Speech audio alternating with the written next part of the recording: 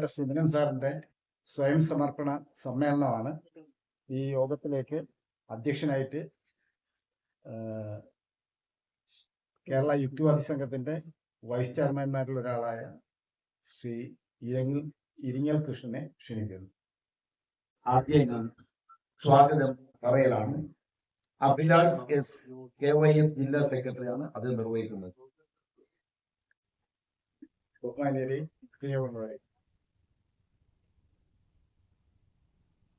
കേരളത്തിലെ യുക്തിവാദി പ്രസ്ഥാനങ്ങളുടെ പ്രത്യേകിച്ചും ആലപ്പുഴ ജില്ലയിലെ ഒരു പദം ഉപയോഗിക്കാൻ പാടില്ലെങ്കിലും കാരണവരാണ് സുധൻ സാർ. കാരണവർ എന്നുള്ള പദങ്ങളൊക്കെ ഒരു ജന്മിത്ത പദങ്ങളാണെന്ന് ഉപയോഗിക്കാൻ പാടില്ലാത്തതാണ്. ആ അർത്ഥത്തിലല്ല ഞാൻ ഉപയോഗിക്കുന്നത്. നമ്മുടെ പ്രധാനപ്പെട്ട വക്താവ്. കാരണം യുക്തിവാദം എന്ന് പറയുന്നത് യഥാർത്ഥത്തില് ഒരു ജീവിത രീതിയാണ്. യുക്തിവാദം ആർക്കും യുക്തിവാദിയാകാം. പക്ഷെ യുക്തിവാദി സംഘടനയിൽ പ്രവർത്തിക്കണമെങ്കിൽ അയാൾക്കൊരു ജീവിത രീതി വേണം. അത് മറ്റുള്ളവരിൽ നിന്ന് വേറിട്ട ഒരു യുക്തിവാദ ജീവിതമായിരിക്കണം. എന്നാൽ അത് മതസ്ഥരെ പോലെ കടുപ്പമുള്ളതോ ഒന്നുമല്ല. അതായത് മത തീവ്രവാദമാണോ, മതത്തിൽ വിശ്വസിക്കുന്ന ഒരാളിനെ സംബന്ധിച്ചിടത്തോളം അയാൾക്ക് ലിഖിതമായിട്ടുള്ള ആ ജീവിതം ലിഖിതം അല്ലാത്തതാണെങ്കിൽ പോലും അയാൾക്ക് ആ ജീവിതത്തില് അടിയുറച്ച് വിശ്വസിക്കേണ്ടതുണ്ട്, മറ്റുള്ളതിനെ തള്ളി പറയേണ്ടതുണ്ട്. എന്നാൽ യുക്തിവാദി തന്റെ ജീവിതത്തില് തന്റെ ആശയങ്ങൾ നടപ്പാക്കുകയും അതേസമയം അതിനെ എതിർക്കുന്നവരെ പോലും ഉൾക്കൊള്ളാൻ ശ്രമിക്കുകയാണ് ചെയ്യുന്നത്.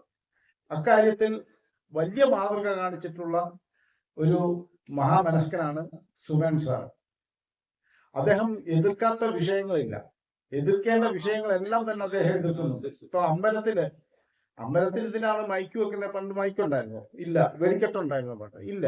ഇതൊക്കെ കാലക്രമത്തിൽ വന്ന ചില ആചാരങ്ങളാണ്. അപ്പൊ മൈക്ക് വെക്കുമ്പോൾ അത് മറ്റുള്ളവർക്ക് ശല്യമാകാതിരിക്കണ്ടേ? അതല്ലേ നമ്മുടെ സ്വാതന്ത്ര്യത്തിന് ശേഷം നമ്മളുടെ പൗരബോധം നമ്മളോട് പറയുന്നത്. നമ്മളെല്ലാവരും പൗരന്മാരായി കഴിഞ്ഞു, പ്രജകളല്ലാതായി കഴിഞ്ഞു സ്വാതന്ത്ര്യം കിട്ടിയപ്പോൾ. അപ്പൊ സ്വാഭാവികമായിട്ടും നമുക്ക് ഓരോരുത്തർക്കും തുല്യ സ്വാതന്ത്ര്യമുണ്ട്. അപ്പോ ആ ശബ്ദം അനധികൃതമായിട്ടൊരു ശബ്ദം നമ്മുടെ ചെവിയിൽ വരാതിരിക്കേണ്ടത് ആ ശബ്ദം പുറപ്പെടുവിക്കുന്ന ആളുടെ കൂടെ ചുമതലയാണ്. അതനുസരിച്ചാണ് നിയമങ്ങളും ഉണ്ടായിട്ടുള്ളത്. ആ നിയമങ്ങൾ ഉണ്ടാകുന്നതിന് വേണ്ടി ശബ്ദം ഉയർത്തേണ്ടി വന്നിട്ടുണ്ട്.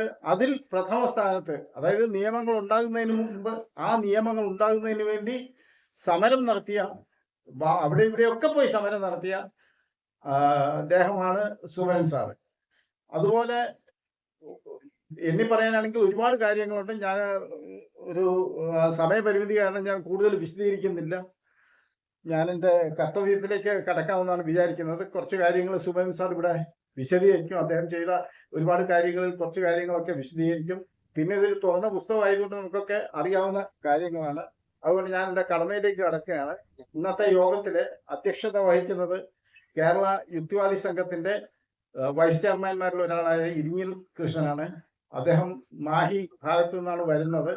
അത് മാത്രമല്ല നമ്മുടെ മാസികയുടെയും അതുപോലെ AP കോവൂർ ട്രസ്റ്റിന്റെയും അധ്യക്ഷനാണ്.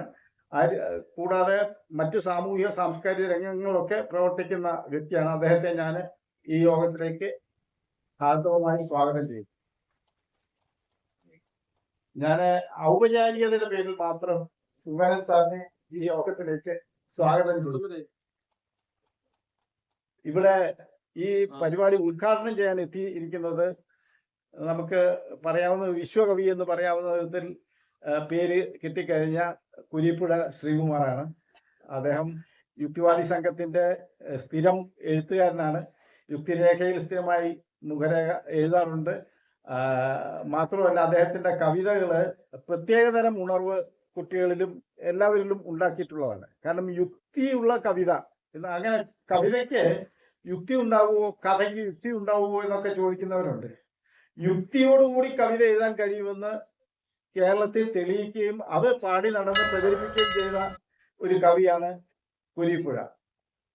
കുരിപ്പുഴ ശ്രീകുമാറിനെ ഞാൻ ഈ പരിപാടി ഉദ്ഘാടനം ചെയ്യുന്ന കുരിപ്പുഴ ശ്രീകുമാറിനെ ഞാൻ നിങ്ങൾക്ക് ഓരോരുത്തർക്ക് വേണ്ടിയും യുക്തിവാദി സംഘത്തിന് വേണ്ടിയും സുധൻ സാറിന് വേണ്ടിയും സ്വാഗതം ചെയ്യുന്നു.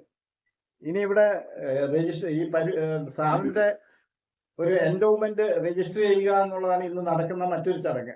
ആ എൻഡോവ്മെന്റ് സാറിന്റെ സമ്പാദ്യത്തിൽ നിന്നൊരു തുക പാവപ്പെട്ട വിദ്യാർത്ഥികൾക്ക് നൽകുന്നതിന് വേണ്ടിയിട്ടുള്ള ഒരു രജിസ്ട്രേഷനാണ്. അത് അവിടെ നടന്നുകൊണ്ടിരിക്കുകയാണ്. ആ രജിസ്ട്രാർ ഓഫീസിൽ നടന്നുകൊണ്ടിരിക്കുകയാണ്. അവിടെയാണ് ഈ AT കോവൂർ പിന്നെ ട്രസ്റ്റിന്റെ സെക്രട്ടറി ആയിട്ടുള്ള ധനുവച്ചപുര സുകുമാരൻ അവിടെ പോയിരിക്കുകയാണ്. അദ്ദേഹത്തിനെയും ഞാൻ ഈ യോഗത്തിലേക്ക് സ്വാഗതം ചെയ്യുന്നു. ഇവിടെ എടുത്തു പറയേണ്ട വിശിഷ്ട വ്യക്തികളൊക്കെ തന്നെ ഉണ്ട്. കേരള യുക്തിവാദി സംഘത്തിന്റെ ജില്ലാ കമ്മിറ്റി അംഗങ്ങളുണ്ട്, കേരള ശാസ്ത്ര സാഹിത്യ പരിഷത്തിന്റെ പ്രവർത്തകരുണ്ട്, പുരോഗമന കലാ സാഹിത്യ സംഘത്തിന്റെ പ്രവർത്തകരുണ്ട്, പിന്നെ മതേതര കുടുംബ കുടുംബ കൂട്ടായ്മയുടെ സുധാകരൻ സാറുണ്ട്, ഷാജി കിഴക്കേടത്തുണ്ട്. ഞാൻ എല്ലാവരെയും കൂടെ, അതുപോലെ ഈ യോഗം കേൾക്കാനും ശ്രമിക്കാനും ഇവിടെ എത്തിച്ചേർന്ന മുഴുവൻ ആൾക്കാരെയും സാറിന്റെ കുടുംബാംഗങ്ങളെയും എല്ലാം ഞാൻ ഈ യോഗത്തിലേക്ക് സ്വാഗതം ചെയ്യുന്നു. സമാരാധ്യരെ നമ്മുടെ പ്രിയങ്കരനായ PP സുമനൻ സാർ, പ്രിയങ്കരനായ കവി കുരിപ്പുഴ, ഇവിടെ കൂടിച്ചേർന്നിരിക്കുന്ന സമാരാധ്യർ മുഴുവൻ, ഈ ഭവനത്തിന്റെ ചിത്രാലയം ഭവനത്തിന്റെ കെടാവിളക്കുകളായ കുടുംബാംഗങ്ങൾ, അദ്ദേഹത്തിന്റെ സുഹൃത്തുക്കള്, ബന്ധുക്കൾ, എല്ലാവരെയും വളരെ വിനീതമായി ഞാൻ അഭിവാദ്യം ചെയ്യുകയാണ്. എന്താണ് നമ്മൾ ഇവിടെ കൂടിച്ചേർന്നിരിക്കുന്നത് എന്ന് കൃത്യമായിട്ട് അറിയുന്ന ആള് സുമന സാർ. അദ്ദേഹത്തിന്റെ ചില കുറിപ്പുകള് ഈ അടുത്ത ദിവസങ്ങളിലായി വാട്സാപ്പിലൂടെ പുറത്തുവിടുകയുണ്ടായി. പക്ഷെ അതിനെ മാറ്റി നിർത്തിക്കൊണ്ട് എന്തിനാണ് നമ്മൾ ഇവിടെ ചേർന്നിരിക്കുന്നത് എന്ന് പറയുവാൻ ഞാൻ ആഗ്രഹിക്കുകയാണ്. സാമൂഹ്യ സ്വയം സമർപ്പണ സമ്മേളനമായി ഇത് അഭിലാഷ് സാറും ഞാനും കൂടെ ഡിസ്കസ് ചെയ്തിട്ട് ഒരു പേര് നൽകിയിരിക്കുകയാണ്. സാറ് വിചാരിച്ച പേര് ഇതായിരുന്നില്ല. ഇപ്പൊ സാമൂഹ്യ സ്വയം സമർപ്പണ സമ്മേളനം എന്ന് പറയുമ്പോൾ അദ്ദേഹം PP സുമനൻ സാറ് ഈ സമൂഹത്തിന് സ്വയം സമർപ്പിച്ചു കഴിഞ്ഞു. അത് ഇന്ന് മാത്രമല്ല അദ്ദേഹത്തിന്റെ സമർപ്പണം ഉണ്ടായത്. ഇപ്പോഴേ ഏതാണ്ട് 84 വർഷമായി. അതില് നമുക്ക് 64-65 വർഷം അദ്ദേഹത്തിന്റെ സാമൂഹികമായ ഇടപെടലുകളെ കുറിച്ച് നന്നായി ബോധ്യമുണ്ട്. ഒരു മനുഷ്യൻ എപ്പോഴാണ് സാമൂഹിക ജീവിയാകുന്നത് എന്ന് പറഞ്ഞാൽ, താൻ ജീവിതത്തിൽ മനസ്സിലാക്കിയ, താൻ ജീവിതത്തിൽ അനുഷ്ഠിക്കാൻ തീരുമാനിച്ച ധാർമ്മികതയും സത്യസന്ധതയും പരിഷ്കരണത്വരയും ഒക്കെ തന്നെയാണ് അതിന്റെ പിറകിൽ ഉണ്ടാവുക. ഭരണഘടനയെ എടുത്തു പറയുകയാണെങ്കിൽ ആർട്ടിക്കിൾ 51A മാനവികതയും ശാസ്ത്രീയ ബോധവും സ്പിരിറ്റ് ഓഫ് എൻക്വയറി അന്വേഷണത്വരയും പരിഷ്കരണ ത്വരയും ഒക്കെ ഒരു ഇന്ത്യൻ പൗരൻ എന്ന നിലയിൽ താൻ അനുഷ്ഠിക്കേണ്ടതുണ്ട് എന്ന് സുമനൻ സാർ മനസ്സിൽ കുറിച്ചിട്ടുവോ, അന്ന് മുതൽ തന്റെ സാമൂഹ്യ ഇടപെടലുകളുടെ സാമൂഹിക സമർപ്പണത്തിന്റെ യാത്ര തുടരുകയായി. ഒരു വസ്തുത നമ്മുടെ ജീവിതത്തിലേക്ക് പകർത്തുമ്പോൾ അത് തനിക്കും തന്റെ സമൂഹത്തിനും എത്രമാത്രം ഉപകാരപ്രദമായിരിക്കണം, ബോധ്യമുള്ളതായിരിക്കണം എന്ന് ചിന്തിക്കുവാനുള്ള ബോധ്യത അല്ലെങ്കിൽ തിരിച്ചറിവ് സാറ് നേടിയിരിക്കുന്നത് ഈ സമൂഹത്തിലെ അനേകം തിന്മകളെ കണ്ടതിന് ശേഷമാണ്. നമ്മൾ ബുദ്ധനെ കൊണ്ട് പറയാറുണ്ട്, ബുദ്ധന്റെ ഏറ്റവും പ്രിയപ്പെട്ട ഒരു ശിഷ്യനെന്നോ ബുദ്ധനെ അങ്ങേയറ്റം ഇഷ്ടപ്പെടുന്ന ആളെന്നോ സുമനൻ സാറിനെ കൊണ്ട് പറയാം. ബുദ്ധൻ പറയാറുണ്ട്, തനിക്ക് ബോധ്യമുള്ളത് മാത്രമേ മറ്റുള്ളവരോട് പറയാൻ പാടുള്ളൂ. ലോകത്തെക്കുറിച്ച്, പ്രപഞ്ചത്തെക്കുറിച്ച്, മനുഷ്യനെക്കുറിച്ച്, സമൂഹത്തെക്കുറിച്ച്, സാർവലൗകികമായ ബോധത്തെക്കുറിച്ച് നാം കൃത്യമായി തൻ്റെ മനസ്സിൽ അടയാളപ്പെടുത്തിയ കാര്യങ്ങൾ മാത്രമേ മറ്റുള്ളവരോട് പറയുവാൻ പാടുള്ളൂ.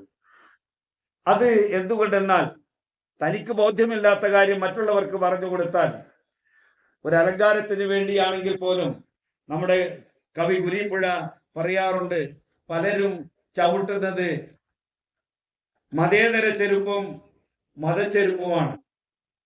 പുറത്ത് മതേതര ചെരുപ്പ് ചവിട്ടുകയും അകത്ത് മതച്ചെരുപ്പ് ചവിട്ടുകയും ചെയ്യുന്ന ആ ദ്വന്ദ്വഭാവം കാത്തു സൂക്ഷിക്കുന്നത് കാപട്യത്തിന്റെ മുഖമുദ്രയാണെന്ന് പലപ്പോഴും കുരീപ്പുഴ പറഞ്ഞിട്ടുണ്ട്. അതിന്റെ വേറൊരു വേർഷനാണ് PP സുമൻ സാർ ചെയ്തു വന്നത്. താൻ പരിചയിച്ച സമൂഹത്തില്, താൻ മനസ്സിലാക്കിയ മാധ്യമങ്ങളില്, താൻ മനസ്സിലാക്കിയ ആരാധ്യരായ നായകന്മാരില്, രാഷ്ട്രീയക്കാരില്, കലാകാരന്മാരില്, അങ്ങനെ സമൂഹത്തിന്റെ ഏതേത് മണ്ഡലങ്ങളിൽ പ്രവർത്തിക്കുന്നവരാവട്ടെ, അവരുടെയെല്ലാം ചെയ്തികളെ സൂക്ഷ്മമായി മനസ്സിലാക്കി തൻ്റെ യുക്തിബോധത്തിലേക്ക് കൊണ്ടുവന്ന്, ശാസ്ത്രീയ ബോധത്തിലേക്ക് കൊണ്ടുവന്ന്, താൻ സമൂഹത്തിന് എന്താണ് കൊടുക്കേണ്ടതെന്ന് കൃത്യമായി മനസ്സിലാക്കിയിട്ട് മാത്രമാണ് ഈ കലാകാരൻ തൻ്റെ പ്രയാണം തുടങ്ങിയിട്ടുള്ളൂ. നാമൊക്കെ ഒരു പുസ്തകം വായിക്കുന്നതിനു പകരം, അനേകം പേജുകളുള്ള ഒരു പുസ്തകം വായിക്കുന്നതിന് പകരം ഏതാനും വരയും കുറിയും ചേർത്ത് സാമൂഹികമായ വിമർശനം സാധിക്കുന്ന ഒരു കലാകാരനാണ് നമ്മുടെ PP സുമൻ സാർ. അതേക്കുറിച്ച് അനവധി പറയാൻ, ഒരു പുസ്തകം തന്നെ രചിക്കാം. അദ്ദേഹം രചിച്ചിട്ടുണ്ട്. വളയുന്ന നേർവരകളാണ് പലപ്പോഴും അദ്ദേഹം അതിനു വേണ്ടി ഉപയോഗിക്കാറ്. അത് തൻ്റെ ഇഷ്ടഭാജനമെന്നോ അല്ലെങ്കിൽ തനിക്ക് ഇദ്ദേഹത്തെ വിമർശിച്ചാൽ അങ്ങേയറ്റം പ്രയാസമുണ്ടാവുമെന്നോ എന്നൊന്നും അദ്ദേഹം കണക്കാക്കിയിരുന്നില്ല. എന്താണോ വിമർശനാത്മകമായി ആ വ്യക്തിയിൽ അദ്ദേഹം കാണുന്നത്, അത് അപ്പടി തന്നെ അതിൻ്റെതായിട്ടുള്ള ഒരു ചിത്രം വരച്ച്, അത് ഒരു അനേകം പുസ്തകത്തിന് പകരമായി ഒരു ചിത്രം വരച്ച് അദ്ദേഹം ഒരു പോസ്റ്ററായിട്ട് ഒട്ടിച്ചിരിക്കും. അങ്ങനെ സമൂഹത്തിൽ ഇടപെട്ട എല്ലാറ്റിനെ കുറിച്ചും തൻ്റെതായിട്ടുള്ള ഒരു ധാർമ്മികത, സത്യസന്ധത പുലർത്തി വന്ന സുമനൻ സാർ ഏറ്റവും അധികം അറിയപ്പെടുന്നത് ശബ്ദ ദോഷത്തിനെതിരെ, ശബ്ദ ശല്യത്തിനെതിരെ പ്രവർത്തിച്ച ഒരു പോരാളിയായിട്ടാണ്. 35 ഡെസിബൽ ശബ്ദമാണ് നമ്മൾക്കൊക്കെ തീർത്തും സ്വീകരിക്കാൻ സാധിക്കുന്നത്. 35 ഡെസിബലിൽ അധികമുള്ള ശബ്ദം ആരെങ്കിലും ഉണ്ടാക്കുന്നുണ്ടെങ്കിൽ അത് താൻ പോലും ഉണ്ടാക്കുന്നതിൽ തെറ്റാണ് എന്ന് അതിന്റെ ആ ശബ്ദത്തെ കുറിച്ച് പഠിച്ച ശാസ്ത്രജ്ഞൻ പറഞ്ഞിട്ടുണ്ട്. പക്ഷേ നമ്മൾ പലപ്പോഴും 80 ഡെസിബൽ ശബ്ദം കേട്ടു ശീലിച്ചവരാണ്. ഒരു ഇടിമുഴക്കമുണ്ടാകുമ്പോൾ 80 അല്ല, അതില് ഇരട്ടി ഡെസിബൽ ശബ്ദം ഉണ്ടാവാറുണ്ട്. അത് പ്രപഞ്ചത്തിന്റെ നിയമമാണ്. ആ നിയമത്തെ നമുക്ക് മാറ്റിമറിക്കാൻ കഴിയില്ല. അപ്പൊ അങ്ങനെ ആ 80 ഡെസിബൽ ശബ്ദം ഉണ്ടാക്കുന്ന ആരാണോ, ഏത് ക്ലാസ് ആണോ, ഏത് മതമാണോ, അല്ലെങ്കിൽ ഏതൊരു ദേവാലയമാണോ, അതല്ലെങ്കിൽ ഏതൊരു സമ്മേളനമാണോ, അതിനെയൊക്കെയും തൻ്റെ വാൾത്തല പോലെയുള്ള തൂലികയുടെ അഗ്രത്തിലേക്ക് കൊണ്ടുവന്ന് അതിനെതിരെ പോരാടുക മാത്രമല്ല, പിൽക്കാലത്ത് അനേകം അഭിപ്രായങ്ങൾ അദ്ദേഹം കേരള കൗമുദിയിൽ എഴുതിയിട്ടുണ്ട്, മലയാള മനോരമയിൽ എഴുതിയിട്ടുണ്ട്, മറ്റു പല പത്രങ്ങളിലും എഴുതിയിട്ടുണ്ട്. ഏറ്റവും കൂടുതൽ എഴുതിയിട്ടുണ്ടാവുക കേരള കൗമുദിയിലാണ്. പിന്നീട് അദ്ദേഹം അത്തരത്തിലുള്ള അഭിപ്രായങ്ങൾ നിർത്തുകയും അത് പോരാട്ടത്തിന്റെ മറ്റൊരു ഭാഷ്യത്തിലേക്ക് അദ്ദേഹം ചെന്നെത്തുകയും ചെയ്തു. അത് നിയമത്തിന്റെ വശമാണ്. അദ്ദേഹം കോടതിയിൽ ഇതിനെ ചോദ്യം ചെയ്തു. അനേകം തവണ കോടതി അത് നിസ്സാരമാക്കി തള്ളി. അതിനെയും അദ്ദേഹം ചോദ്യം ചെയ്തു. ഒടുവിൽ അദ്ദേഹത്തിന്റെ സ്വരം കേൾക്കാതെ വയ്യ എന്ന് കോടതി മനസ്സിലാക്കിയപ്പോൾ കോടതി തന്നെ ഉത്തരവിട്ടു. നോക്കണം, കേരളത്തിലെ 3 കോടിയോളം വരുന്ന ജനതയുടെ ശബ്ദ സൗകുമാര്യത്തിനു വേണ്ടി, അവരുടെ ഉറക്കം കെടുത്താതിരിക്കാൻ വേണ്ടി, അവരുടെ നന്മയ്ക്ക് വേണ്ടി, അവരുടെ കുട്ടികളുടെ തലമുറകളുടെ നന്മയ്ക്ക് വേണ്ടി ഈ ഒറ്റയാൾ പോരാട്ടം അദ്ദേഹം നടത്തിയത് ഏതാണ്ട് 60-65 കൊല്ലമാണ്. കുറെ കഴിഞ്ഞപ്പോൾ അത് നേടിയെടുത്തു അദ്ദേഹം. പോലീസുകാർക്ക് റിപ്പോർട്ടുകൾ കൊടുത്തു. പല പോലീസ് സ്റ്റേഷനുകളിലും സാറിന്റെ അത് കോടതി എടുത്ത തീരുമാനത്തിന്റെ കോപ്പിയോടുകൂടി കേരളത്തിലെ എല്ലാ പോലീസ് സ്റ്റേഷനുകളിലും ഇത് എത്തുകയുണ്ടായി. പലപ്പോഴും നമ്മള് അത് ചൂണ്ടിക്കാണിച്ചുകൊണ്ടാണ് കാര്യങ്ങളുടെ കിടപ്പ് പോലീസുകാർക്കൊക്കെ മനസ്സിലാക്കി കൊടുത്തത്. അപ്പം പറയാണ്, ഒരു വര കൊണ്ട് താൻ ഈ സമൂഹത്തിന് എന്താണോ ചെയ്യേണ്ടത്, ധാർമ്മികതയുടെയും സത്യസന്ധതയുടെയും ഒരു വേർഷൻ അദ്ദേഹം കാണിച്ചു കൊടുക്കുകയും പിന്നീട് പോരാട്ടത്തിലൂടെ ശബ്ദശല്യത്തിനെതിരായി പ്രവർത്തിക്കുകയും അതിനുശേഷം രാഷ്ട്രീയക്കാരുടെ തിമിരുകളെ അദ്ദേഹം അപ്പോൾ മനസ്സിലാക്കി അത് മഷിയിൽ ചെറിയ കാർട്ടൂണുകളാക്കി മാറ്റി, അല്ലെങ്കിൽ അതിന്റെ വിമർശനമാക്കി മാറ്റി അദ്ദേഹം പോസ്റ്ററുകൾ എഴുതി ഒട്ടിച്ചു. അക്കൂട്ടത്തില് പലരും അദ്ദേഹത്തെ ശ്ലാഘിച്ചിട്ടുണ്ട്. VS-നെ പോലെയുള്ള ആളുകളെ പിന്നെ ഇദ്ദേഹത്തിന്റെ കാർട്ടൂണുകളെ അങ്ങേയറ്റം ശ്ലാഘിച്ചിട്ടുണ്ട്. പണ്ട് അബുവിന്റെ കാർട്ടൂണുകളെ പറ്റി ജവഹർലാൽ നെഹ്റു ശ്ലാഘിക്കുമായിരുന്നു. എല്ലാ ദിവസവും അബുവിന്റെ കാർട്ടൂൺ കാണാൻ വേണ്ടിയിട്ട് പത്രം എടുത്തു നോക്കുമ്പോൾ നെഹ്റു ഒരു ദിവസം അബുവിന്റെ കാർട്ടൂൺ കാണാത്തത് കൊണ്ട് അദ്ദേഹത്തോട് വിളിച്ചു ചോദിച്ചു, ഇന്ന് എന്താണ് എന്നെ കുറിച്ചൊരു കാർട്ടൂൺ വരക്കാത്തത് എന്ന്. അങ്ങനെ പല രാഷ്ട്രീയ നേതാക്കളും ഇദ്ദേഹത്തോടും ചോദിച്ചിട്ടുണ്ട്, എന്നെ വിട്ടോ ഒഴിവാക്കിയോ എന്ന് ചോദിച്ചിട്ടുണ്ട് പലപ്പോഴും കേരളത്തിലെ രാഷ്ട്രീയ നേതാക്കള്. അപ്പം പറഞ്ഞു വരുന്നത്, നമ്മൾ ഒരു വാക്കുകൊണ്ടോ പ്രവൃത്തി കൊണ്ടോ മറ്റുള്ളവരുടെ നന്മയ്ക്ക് വേണ്ടി പ്രവർത്തിക്കുക, അതാണ് യഥാർത്ഥത്തിലുള്ള ജീവിതം. മറ്റുള്ളവർക്ക് ദ്രോഹം ചെയ്യാതിരിക്കുക, അതാണ് യഥാർത്ഥത്തിലുള്ള ജീവിതം. നമുക്കൊക്കെ കഴിയുന്നത് ഇത്ര മാത്രമാണ്. പക്ഷേ നമ്മളെ പോലെയുള്ള, ഒരുപക്ഷെ സുമനൻ സാറിനെ പോലെയുള്ള ആളുകളെ കുറെ കൂടി മുമ്പോട്ട് കടന്ന് ചിന്തിച്ചിട്ട് ജാതികളെയും മതങ്ങളെയും ആചാരങ്ങളെയും അനുഷ്ഠാനങ്ങളെയും ഒക്കെ വെട്ടി നിരപ്പാക്കുന്ന തരത്തിൽ തൻ്റെ ആശയങ്ങൾ ഉപയോഗിച്ചിട്ടുണ്ട്. എന്തുകൊണ്ടെന്നാൽ മതവിശ്വാസികൾ പറയാറുണ്ട്, ഞങ്ങള് ദൈവവിശ്വാസികളാണ്, മതവിശ്വാസികളാണ്, ഞങ്ങൾക്ക് യുക്തിവാദികളുമായിട്ട് യാതൊരു കൂട്ടുമില്ല എന്ന്. പക്ഷേ എല്ലാ മതവിശ്വാസികളും യുക്തിവാദികളാണ് എന്ന് തിരിച്ച് അങ്ങോട്ട് 1-2 കാര്യങ്ങൾ പറഞ്ഞാൽ അവർ അത് സമ്മതിച്ചു തരും. ഏതെങ്കിലും ഒരു മതവിശ്വാസി, ഒരു ഹിന്ദു മതവിശ്വാസി, അയാളുടെ മതവിശ്വാസത്തെ സ്നേഹിക്കുകയും അതിനെ പ്രോത്സാഹിപ്പിക്കുകയും അത് പ്രാർത്ഥനയും അനുഷ്ഠാനങ്ങളും നടത്തുകയും ചെയ്യുമ്പോൾ മറ്റുള്ള എല്ലാ മതങ്ങളെയും അയാൾ തള്ളിക്കളയാണ് ചെയ്യുന്നത്. അതുപോലെ തന്നെ ഒരു ഇസ്ലാം മതവിശ്വാസി, അദ്ദേഹം ഒരു ഇസ്ലാം മതവിശ്വാസിയാണെങ്കിൽ അതിനെ മാത്രം സ്വീകരിച്ചുകൊണ്ട് മറ്റെല്ലാറ്റിനെയും തള്ളിക്കളയും. ക്രൈസ്തവ വിശ്വാസിയാണെങ്കിൽ ക്രൈസ്തവന്റെ കാര്യങ്ങൾ മാത്രം സ്വീകരിച്ചുകൊണ്ട് മറ്റെല്ലാം തള്ളിക്കളയുന്നു. ഇങ്ങനെ ബൗദ്ധനും ജൈനനും സ്വരാഷ്ട്രീയനും ഒക്കെയായിരിക്കുന്ന മതവിശ്വാസികൾ അവരവരുടെ മതവിശ്വാസത്തെ സ്വീകരിക്കുകയും മറ്റുള്ളവയെ തള്ളിക്കളയും ചെയ്യുമ്പോൾ ആ ബാക്കി വരുന്ന 1% മാത്രമേ നമ്മൾ തള്ളുന്നുള്ളൂ, യുക്തിവാദികൾ തള്ളുന്നുള്ളൂ. ഈ ഒരു അവബോധത്തിന് വേണ്ടിയിട്ടാണ് അദ്ദേഹം ഈ 84-ാം വയസ്സിലും പോരാടിക്കൊണ്ടിരിക്കുന്നത്. ഇനി അടുത്തത് എനിക്ക് പറയാനുള്ളത്, എന്തിനാണ് ഇന്ന് ഇങ്ങനെ ഒരു സമ്മേളനം വിളിച്ചു ചേർത്തതെന്ന് പറഞ്ഞാൽ, മരണശേഷവും ഞാൻ ആരാണ് എന്ന് എൻ്റെ സമൂഹം മനസ്സിലാക്കണം എന്ന് അങ്ങേയറ്റം നിർബന്ധമുണ്ട് PP സുമനൻ സാറിന്.